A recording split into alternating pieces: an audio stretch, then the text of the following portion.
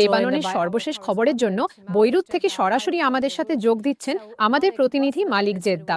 তো মালিক, ইসরায়েলি হামলায় ক্ষতিগ্রস্ত লেবাননের এলাকাগুলোর বর্তমান পরিস্থিতি কি? শুভ সকাল। হ্যাঁ, দক্ষিণ লেবাননে উত্তেজনা অব্যাহত রয়েছে। মাত্র কয়েক মিনিট আগে ইসরায়েলি সেনাবাহিনী নতুন করে সরে যাওয়ার নির্দেশ দিয়েছে, এবার 9টি গ্রামকে লক্ষ্য করে, এবং এই গ্রামগুলোর মধ্যে কয়েকটি পশ্চিম বেকা এলাকায় অবস্থিত, যেখানে সরে যাওয়ার নির্দেশ পৌঁছানো আসলে বিরল। নিরাপদ স্থানে সরে যাওয়ার নির্দেশের পরপরই বিপুল সংখ্যক সাধারণ মানুষ চরম আতঙ্কের মধ্যেই শহরগুলো ছেড়ে চলে গেছে, বিশেষ করে এই কারণে যে ইসরায়েলি সেনাবাহিনী প্রতিদিন সরে যাওয়ার নির্দেশ দিলেও তাদের এই উচ্ছেদ তালিকায় সব সময় ক্রমাগতভাবে নতুন নতুন শহর অন্তর্ভুক্ত করা হচ্ছে। মালিক, যুদ্ধবিরতির তৃতীয় সপ্তাহেও ইসরায়েলি হামলা চলছে এবং আপনি লেবাননের পরিস্থিতি জানালেন। বর্তমান যুদ্ধবিরতি কতটা ভঙ্গুর? বর্তমান যুদ্ধবিরতি খুবই ভঙ্গুর। আমরা লক্ষ্য করেছি যে যুদ্ধবিরতির শুরুর দিকে হামলাগুলো বর্তমানের মতো এতটা তীব্রতর বা ভয়াবহ ছিল না।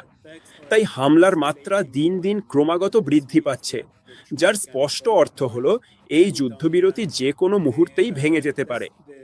একদিকে মার্কিন যুক্তরাষ্ট্র ও ইরানের মধ্যে এবং অন্যদিকে লেবানন সরকার ও ইসরায়েলের মধ্যে চলমান আলোচনার ফলাফল অবশ্যই এই যুদ্ধবিরতির ভাগ্যের ওপর সুদূরপ্রসারী প্রভাব বিস্তার করবে, এবং এই আলোচনার চূড়ান্ত ফলাফল যুদ্ধবিরতির সম্পূর্ণ পতনের দিকেও নিয়ে যেতে পারে।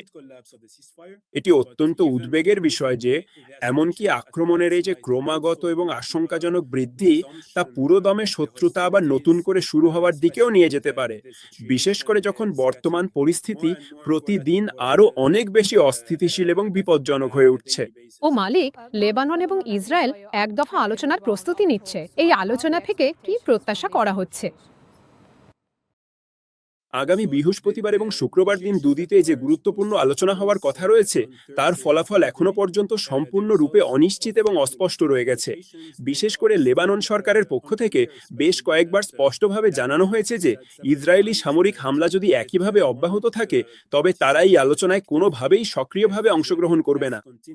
এবং বৃহস্পতিবারের আগে ইসরায়েলি হামলা বন্ধ করার একটি শর্ত ছিল, কিন্তু বাস্তবে আমরা তা দেখছি না, বরং আমরা ইসরায়েলি হামলার তীব্রতা বাড়তে দেখছি।